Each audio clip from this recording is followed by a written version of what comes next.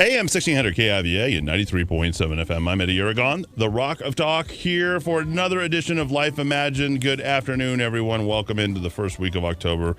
What a beautiful sight those balloons are, and we appreciate all the visitors in from out of town as we are with Dr. William Summers. The number to text in, 550-5500. That's 550-5500. Good afternoon, Dr. Summers. How are you? I'm excellent. What a great day to kick off the balloon fiesta. Boy, yesterday was murky. Looked a little tedious, but it's turning out okay here. It is. The next 9 days will be good, and looking forward to that, especially with all the visitors out of town. So let's give them a taste of what we do each and every week here with Life Imagine and Dr. William Summers. The product, of course, is Memory Revitalizer and Life Imagine.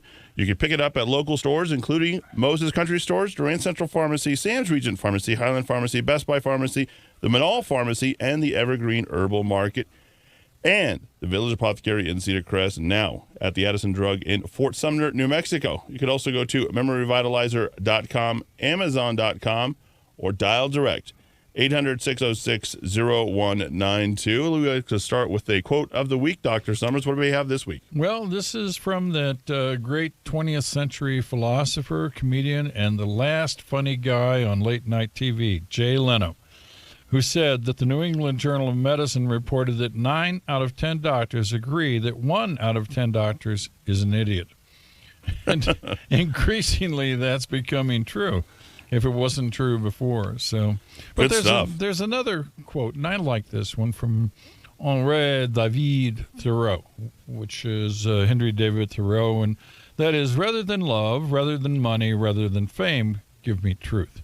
And here on the show, that's what we try to do. We try to go after that essence of truth that appears in science and medicine, between the lines sometimes, and sometimes despite what is written in the paper. And, you have to kind of weave your way through medical literature these days to find out what the truth is, and we hope that we do that here. We certainly do try to provoke thought, but charge you with your own health. For crying out loud, folks, your health is too important to hand to strangers and doctors and HMOs.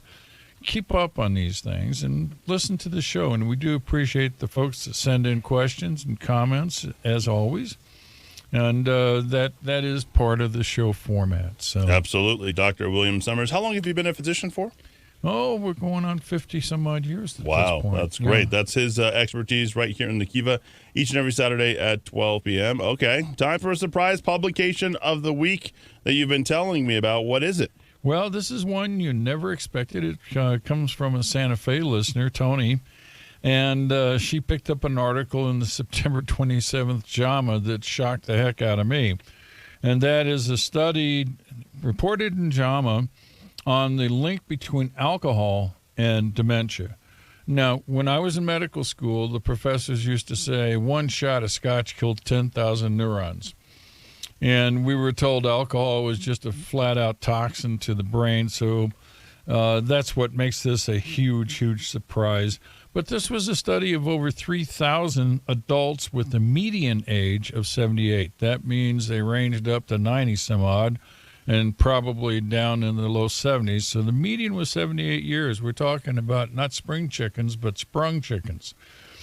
And when they went and they surveyed these folks and then followed up on them, they wanted to know what was the link between alcohol and dementia. And, of course, they were looking for alcohol creates dementia. And in certain cases, it does. But what they found was if people drank between 7 and 14 drinks per week, that's 1 to 2 drinks per day for people from Los Lunas, it actually dropped their risk of dementia versus the teetotalers who had 1 or less drinks per week. And this is rather fascinating. It reminds me of back in my internship days, working at City Hospital in St. Louis. Pretty crude surroundings, rough medicine. We had to do a lot of our own lab tests, literally on the ward where we received patients. And one of the most fatal diagnoses to get up from the emergency room was called, quote, disposition problem. So we got a disposition problem up around 10, 11 o'clock at night, and the guy passed away at 2 in the morning. Now, my resident, who basically was my immediate boss, was from Boston City Hospital and had trained at Boston University, and he was a very aggressive guy. So he got on the horn and called in the pathology resident to do an immediate autopsy at 2 in the morning.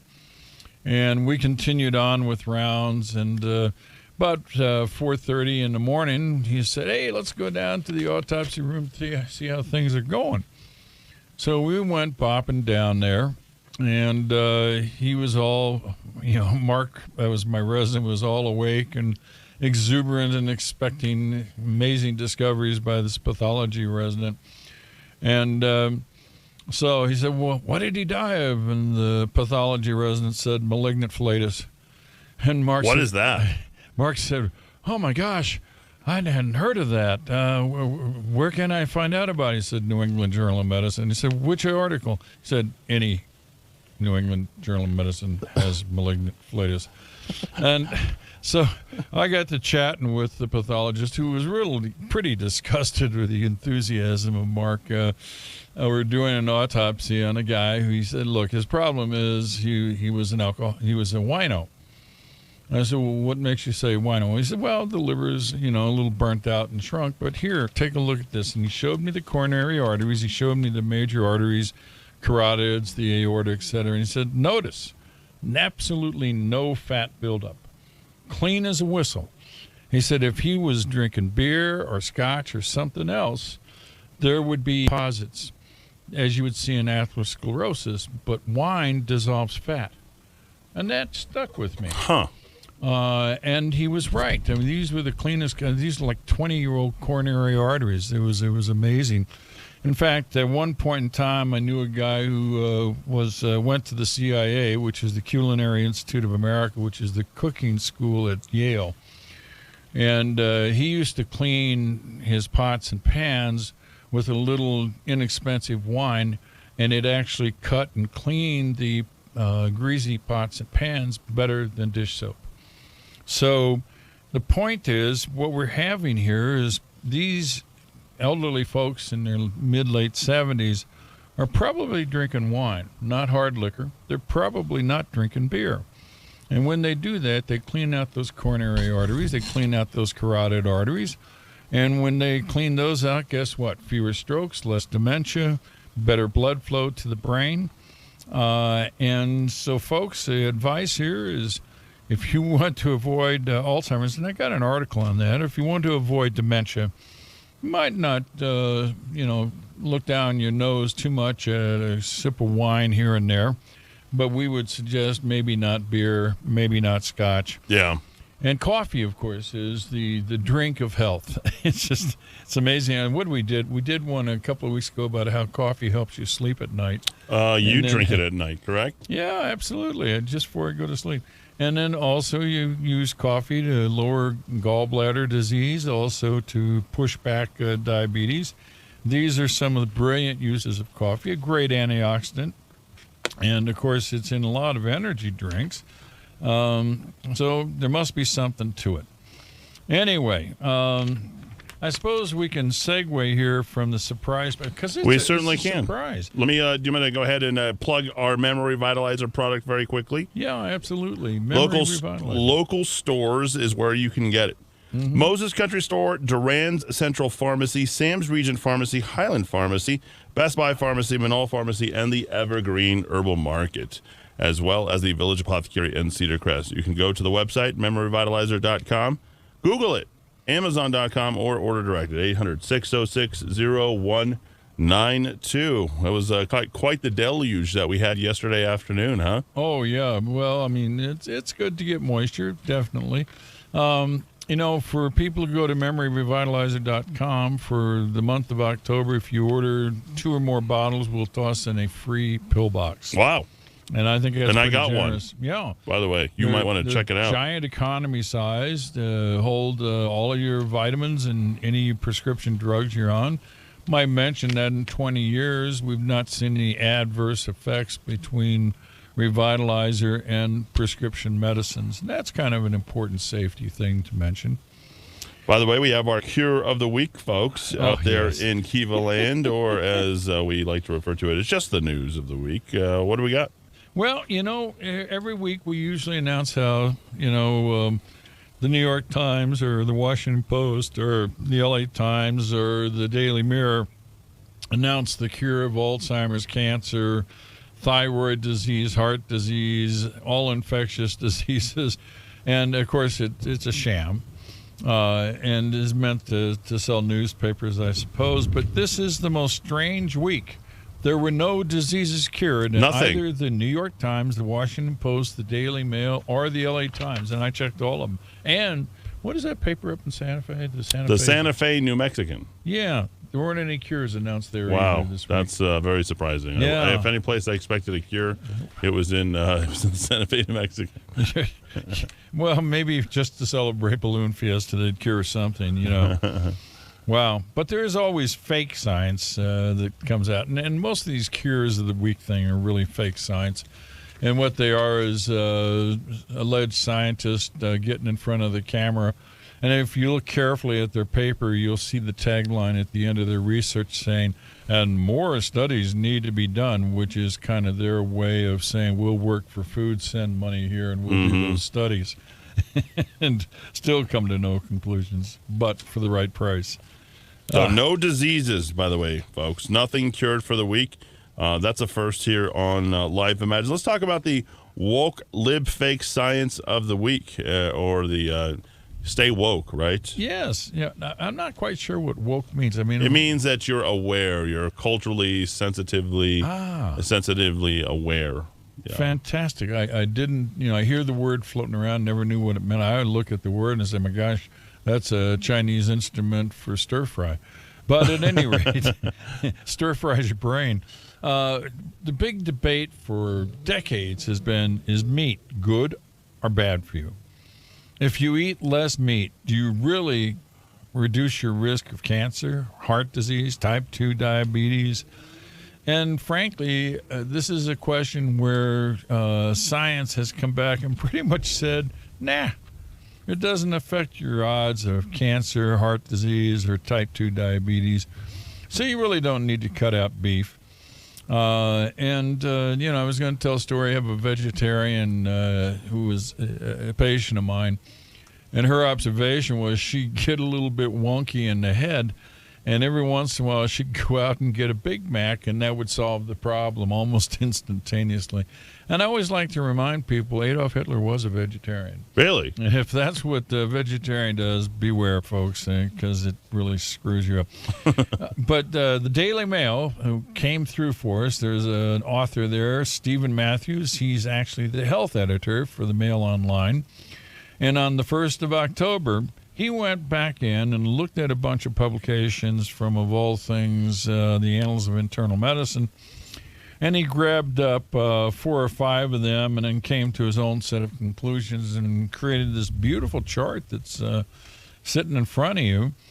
And he says, by gosh, if you cut out 3 servings of red meat a week, you slash the risk of, and they list here, and this scares you to death, you lower your risk of type 2 diabetes, esophageal cancer, breast cancer, pancreatic cancer, even prostate cancer, even if you have no prostate. Pay attention to that, girls. Stroke, heart attack, stomach cancer, and colon and rectal cancer. Sounds good at the headings, but you go down and look at the internals.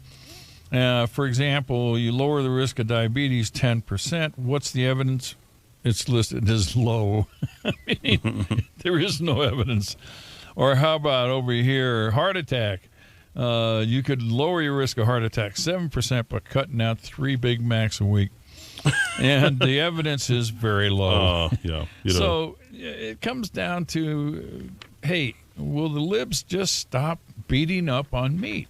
I like to go back to the Revolutionary War, where I believe the American soldier was 1.5 inches to 2 inches taller on average than the Germans, the Hessians, or the British.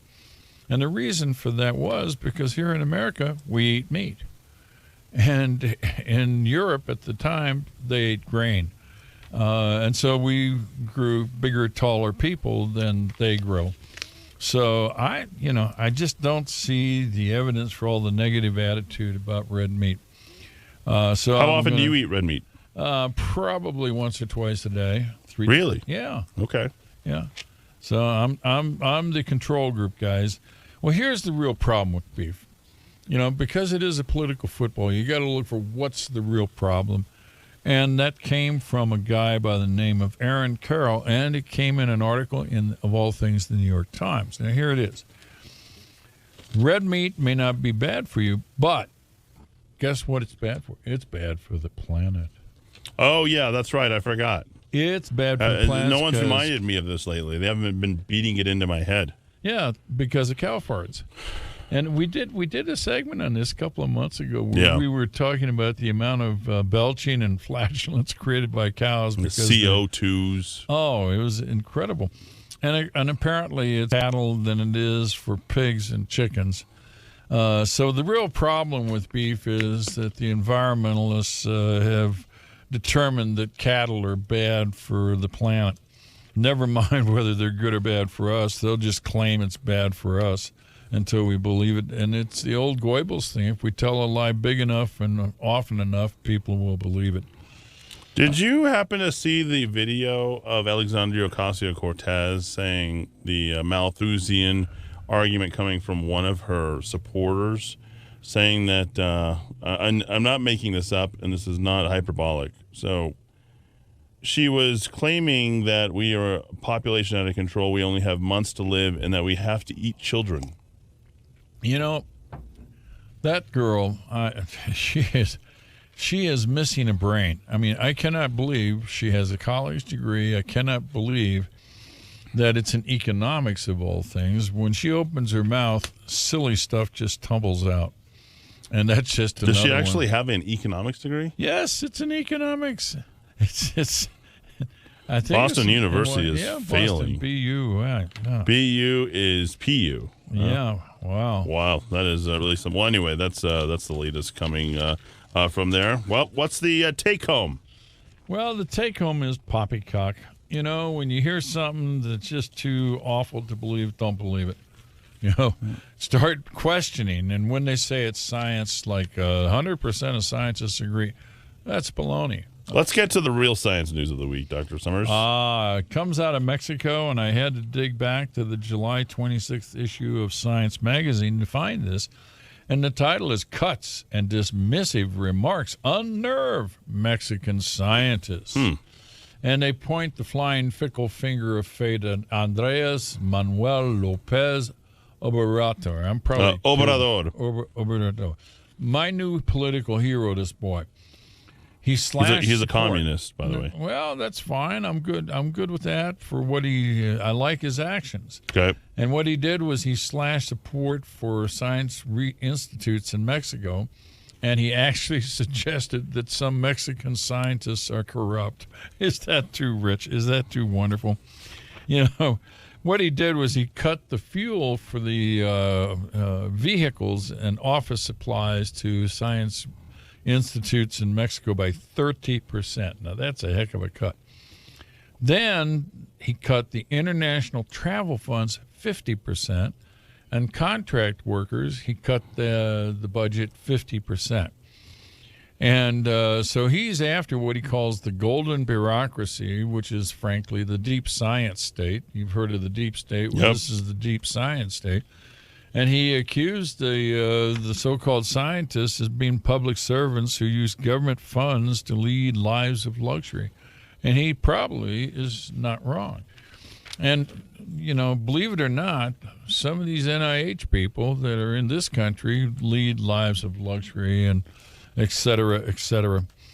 And they all scratch each other's back to get the next major grant. And like I say, when you look behind some of these studies, I always like the tagline at the end of the study saying, and further work needs to be done, meaning send me money, and I will do that further studies that need to be done.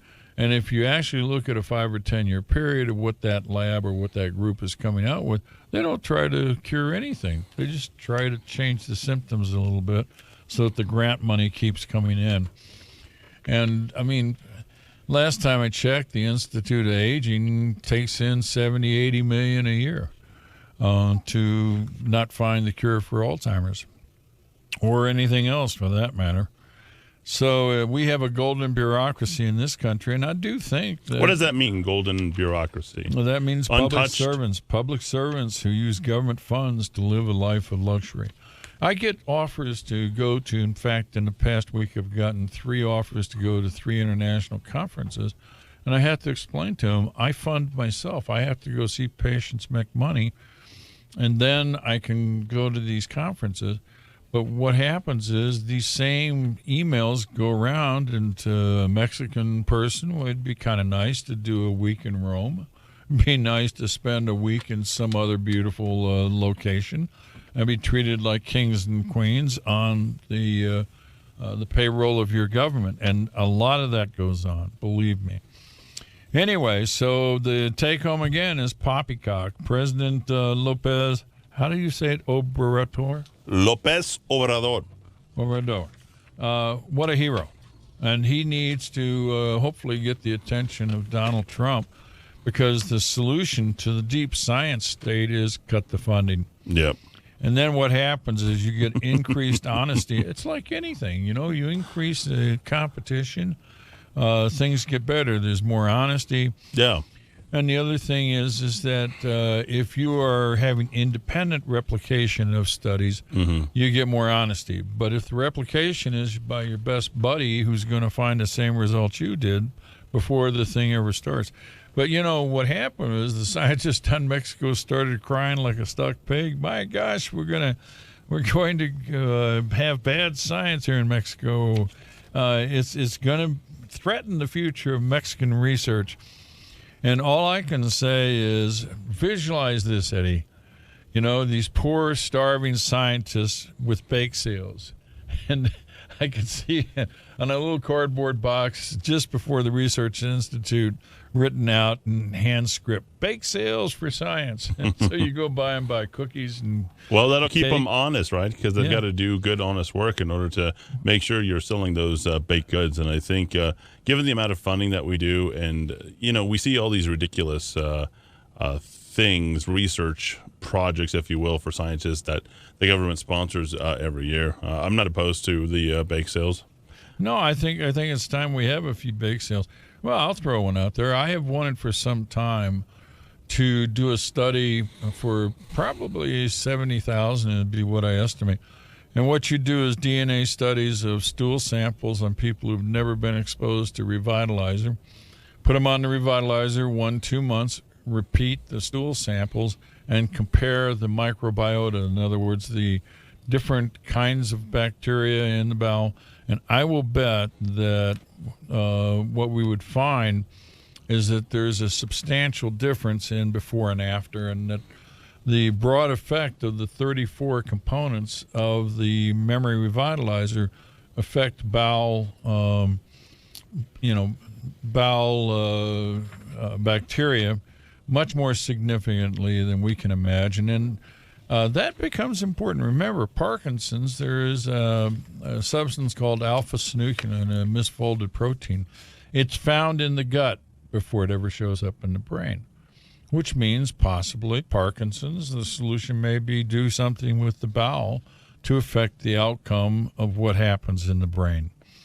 Anyway, just food for thought. Let's tell everybody where they can get their Memory Revitalizer and their Life Imagine. Here at local stores, including Moses Country Store, Duran Central Pharmacy, Sam's Region Pharmacy, Highland Pharmacy, Best Buy Pharmacy, Manal Pharmacy, Evergreen Herbal Market, and the Village Apothecary in Cedar Crest. Also, Addison Drug in Fort Sumner, New Mexico. You can go to memoryrevitalizer.com, Amazon.com, or 800-606-0192. That's 800-606-0192. All right, let's jump into the mailbag for the week. Brand new category where you, the listener, who might be taking our product or Life Imagine, can voice your experiences. And what do we have this week?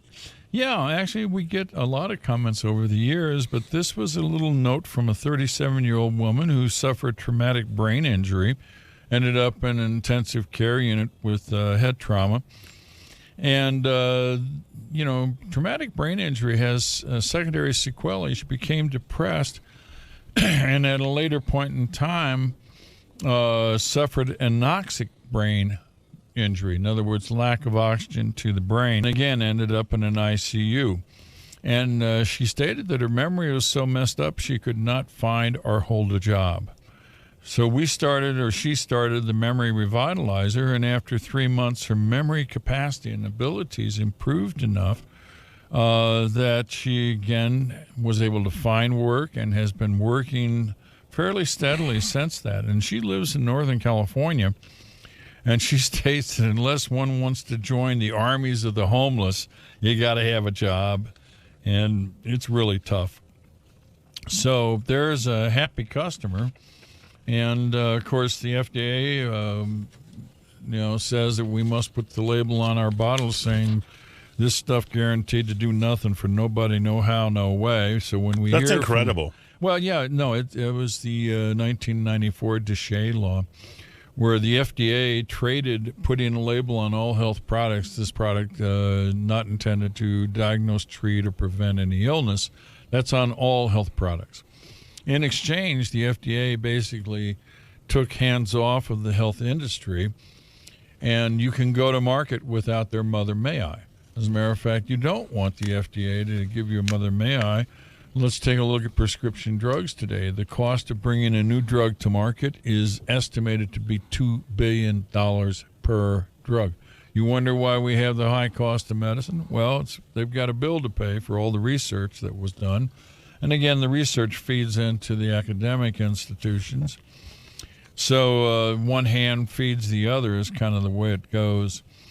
But at any rate, so here we have a customer who had definite improvement. Of course, she has the right, through freedom of speech, to tell her story. And we're just passing that story along here. Folks, if you got stories and you're using the Revitalizer or the Life Imagine, send them in. We're interested. We'll put them on the air. I think it's a good thing to do. Absolutely, and it helps us spread the word on a great product, which I've been taking for over 2 years now. And, of course, you can pick up this Memory Revitalizer and the Life Imagine at local stores: Moses Country Store, Duran Central Pharmacy, Sam's Regent Pharmacy, Highland Pharmacy, Best Buy Pharmacy, and the Manal Pharmacy, as well as the Evergreen Herbal Market and the Village Apothecary in Cedar Crest. You can also go to Addison Drug in Fort Sumner, New Mexico, MemoryRevitalizer.com, Amazon.com, or dial direct 800-606-0192. Let's bring it back here locally, Dr. Summers. A lot of medical research happening here. What's up? Well, we do have private research institutes, which I have a little more faith in than the ones with the big government grants. They have to be more efficient to survive. And I got a tickler from Jose Munoz over at Albuquerque Neuroscience. And Jose brought to my attention they have a new sleep product that's called Lembroexant. And what it is, it's for people who have failed on Ambien and all of the other sleep products. They're looking for a research on people who failed on other sleep products, and they are using this unpronounceable stuff, which works actually through what's called orexin neuropeptides, and that's an upstream controller of neurotransmitters that are alerters. In other words, it affects norepinephrine, that's noradrenaline. It affects histamine. It affects serotonin. It affects the stuff that keeps you awake. It down-modulates it through the orexin A and the orexin B that go to receptors called OX1R and OX2R. I love these romantic names that they give these receptors. Anyway, so by interacting with this, it down-modulates at a certain time the effects of adrenaline, noradrenaline, serotonin, histamine, and you sleep a more natural sleep. Now, there is one other orexin product that's on the market. I've had checkered response, but I think it's good when you get a second product on the market. But you can help the research, and I don't know if there's any reimbursement for volunteers, but folks, support your local research. Call Albuquerque Neuroscience and, let them know you're interested in trying to get on to the protocol. And the person to see is Jose Munoz over at Albuquerque Neuroscience. All righty. Good stuff. You need to support local private research, folks. Jose Munoz is one of those guys. Dr. Summers, obesity is a recurring topic here on our program. And over 40%, it is said, up to 40%, not there is more than 40, up to 40% of people out there are actually defined as obese. What's new here as far as obesity this week? Well, we've been tracing this story for actually a number of years. If you recall, you have genetically fat mice and you have wild-type thinner mice. And if you take the stool samples from the chubby mice and you give an enema, mix up an enema and give it to the thin mice, they become fat, and vice versa. So if you take stool samples from the thin mice and give it to the chubby mice become thin. And that's actually started a cottage industry, which has been condemned by FDA. They've come out against it rather strongly because there isn't enough proof and all that sort of thing. But you're seeing pop up, especially in larger cities, little clinics that do what are called fecal transplants, thin people to chubby people. Well, this is more along those lines, and there's a gal up at the University of Utah, Charisse Peterson. Man, we had a whole show, or at least half the show, on fecal transplant, remember? Oh, yeah. Whew. Yeah, Charisse wasn't the Silence of the Lambs, wasn't hello, Charisse? Clarice. Clarice, that's it. Close. This is Charisse. Well, close enough. So she's pretty hot on this, but she has an interesting take on it because, most of the time, what you're doing with the fecal transplant is you're putting different bacteria from one thin person or thin mouse into a chubby one, or vice versa, and you're turning the one that's a recipient into the thing it came from. And the bacteria, microbia, you would think, well, that's kind of like the probiotics. It's just a different bacteria.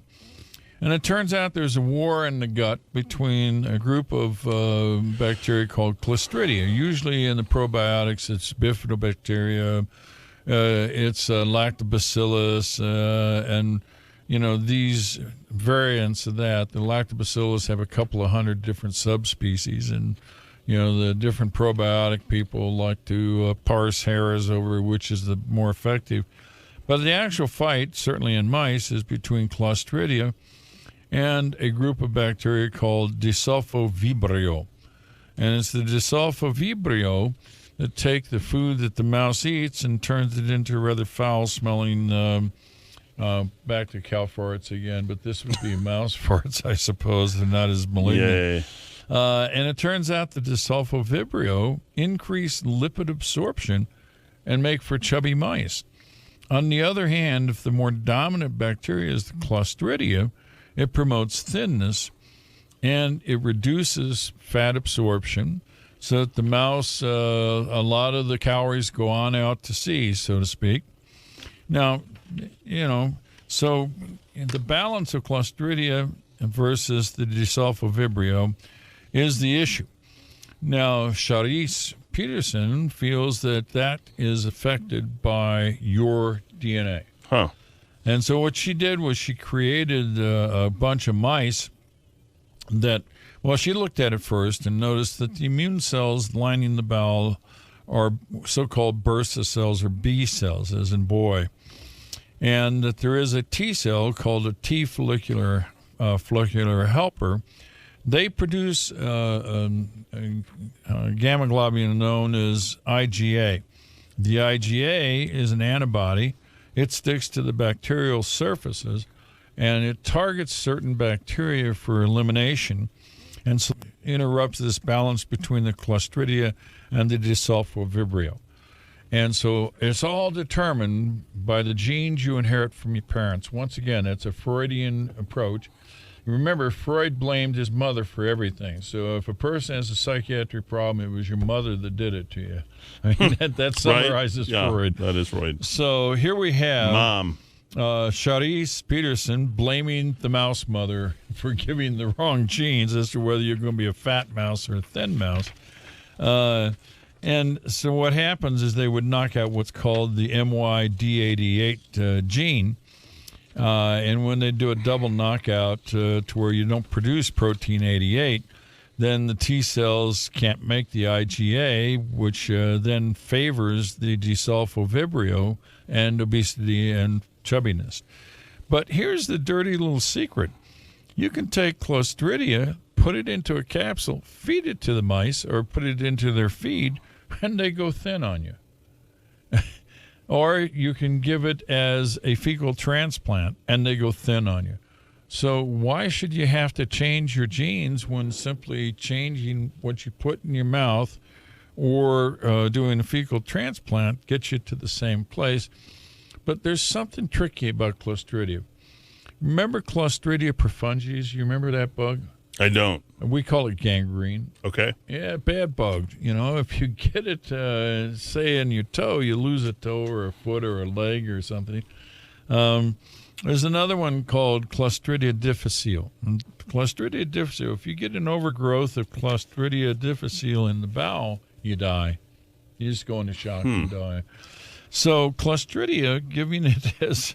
You better have a pretty benign form of Clostridia before you start sticking it into fecal transplants and also into oral pills. But back on the Clostridia as a group, they found when they were able to make totally germ-free mice, if the germ-free mice did not have some C. diff in their bowel, they died. They couldn't absorb anything. They just died. So you have to have some C. diff. The problem is if you overbalance the Clostridia, then your life is threatened. So I'm going to say, let's summarize this. Obesity is a complex problem. Now, I do see that we're beginning to hone in on some actual effective treatments. And it's not going to appear in these little throwaway things that you see at the checkout stand in the grocery store with the latest way to lose 50 pounds in 15 minutes so that you can fit into your bikini for the summer. All of those, I mean, you can go back 50 years and there's still, it's the same formulation. But I think we're actually taking obesity as a metabolic problem, as a disease, and we're looking at it in a serious way. And I do think we're going to start coming up with some decent answers. And that's important because if we cure obesity, we're going to get rid of big chunk of heart disease. We're going to get rid of a big chunk of high blood pressure and a big chunk of diabetes. So things look pretty favorable there, looking off into the future. By the way, folks, you can pick up your Memory Revitalizer and your Life Imagine here in Albuquerque at local stores, including Moses Country Store, Duran's Central Pharmacy, Sam's Region Pharmacy, Highland Pharmacy, Best Buy Pharmacy, Manal Pharmacy, and the Evergreen Herbal Market. You can also go to the Village Apothecary in Cedar Crest and also now at the Addison Drug in Fort Sumner, New Mexico.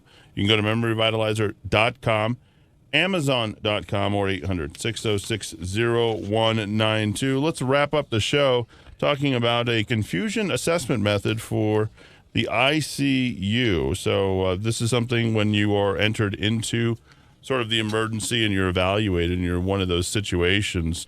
Not sure. Do you have that sheet, Dr. Summers, or did I take that from you? No, that's fine. That's fine. I'll talk about it. This is something that was especially mine early on, was picking up what are called deliriums. And deliriums are not that hard to pick up. Well, the nurses rarely pick them up. You know, they'll talk about someone is confused, and, well, you know, if a person is depressed and crying, they'll call them confused. If they're simply having a little panic attack, they'll call them confused. If they're not cooperative in some way or another, the nurses will label them confused. And so what this new scale is to actually pick up on how to diagnose confusion. And it's a 4-point scale, and it's all very nice, and it's all very codified. But frankly, all you got to do is go up to them, give them 3 words to remember, wait 3 minutes, and ask them what those 3 words were. And if they miss one of the 3, then you're looking at someone who's delirious or demented. Their memory is disrupted enough. It's very simple. The other way to do it is you go up and you say, hey, do you realize today is October the 5th, 2019? You have them repeat it after you because some people have hearing problems as they get older. That way you know they got it. And then you come back 1 to 3 minutes later and say, hey, what day is it today? And see if they retain it. Wow. If they cannot retain it, and you warn them, hey, I'm going to ask you back. then you're dealing with a delirium or a dementia. And if it's acute, in other words, that's a change from the way they were when you saw them yesterday, then it's a delirium. The mechanisms for delirium were actually worked out in the central nervous system. They're in the cholinergic system, and there are things you can do to reverse that. And I've done those types of work. So after operations, there's about an 8 to 10% percentage of confusion after major operations under the knife for more than an hour or two. And the thing is, you can actually reverse that. In fact, I've done it and have a couple of papers on that sort of work. And it's a bad prognosis when people have delirium. Post-op delirium, you follow them up 3 to 5 years. In older people, you'll find most of them move on to Alzheimer's. So there's a different sort of statuses, if you will. Altered fluctuation in mental clarity, altered levels of consciousness, disorganized thinking, and basically you could make a determination whether or not delirium is present or absent. Yeah. Simple assessment. I had one where when I was a resident, I was called over to the eye hospital in Barnes Hospital in St. Louis. That is a place so huge that people have a hard time imagining. The eye hospital was 17 stories. That was just the ophthalmology department. What? The department 17 stories of ophthalmology? Yep. The radiology department was a 17-story building. The OBGYN, there were these 17-story buildings stacked one against the other, and a lot of interplay between these buildings that make up almost 3 to 4 city blocks in St. Louis that are Barnes Hospital. So I was called up by the ophthalmology resident because this lady had post-cataract delirium. And I got up there and he said, oh, yeah, it's a fear of Oedipal complex. Went into the Freudian interpretation, fear of blindness, the Oedipal complex, and that makes them go goofy and not where they are. So I went in to see the lady, and she was standing up next to her bed with an imaginary water can, watering the carpet with the imaginary water, and suddenly flowers would spring up that she would describe to me. It looked pretty psychedelic to me. And then she'll stand back. Here comes a knight. And she would see a knight in shining armor go by, and I had to stand back. So I went back out, and I said, all of that from a fear of going blind? That doesn't make sense. So I went back through her chart. And this was a paper that I published a number of years ago. Anyway, I went through a chart and found out that she was on a bunch of medicines that affected the cholinergic system, plus she'd gotten a bunch in the operation. And what do they put in the eye? Atropine. So I went to the family and said, hey, do you mind if I turn this thing around? They said, oh, no problem, because she didn't know any of the family. They were just mortified. So I had them sign a little consent form. We didn't have big committees in those days, and so I went and got some stuff called physostigmine, and an IV injection over approximately a 2-minute period of time. And all of a sudden, she came back to reality. All of the hallucinations went away. She recognized her family. That's pretty amazing. So you published a paper on this, and did other people pick up on that? Yeah. Wow. I mean, that was how I ended up getting to Tacron, because 2 minutes later, the physostigmine is tipped the balances and upset the GI system, and she started vomiting, which I found rather unpleasant. So I was looking for something that would give the benefit in the brain, but not the adverse effect in the gut. And that's how I found the first medicine to treat Alzheimer's. There you go. You can have a doctor on your side. All you have to do is pick up our product, Memory Revitalizer and Life Imagine. You can get it at local stores, including Moses Country Store, Turan Central Pharmacy, Sam's Regent Pharmacy, Highland Pharmacy, Best Buy Pharmacy, Manal Pharmacy, Evergreen Herbal Market, Village Apothecary in Cedar Crest, Addison Drug in Fort Sumner, New Mexico. You can also go to memoryrevitalizer.com, amazon.com, or 800-606-0192. That's 800-606-0192. Dr. Summers, thank you. Yeah, and I want to wish good weather to all the balloonists out there and the people who came to see the balloons fly. Absolutely. We welcome you here into our city. Stay tuned, everybody. I have a little fun because we did Weekend with Wally this morning. We have a brand new program that is coming up next here in the Kiva on AM 1600 KIVA 93.7 FM.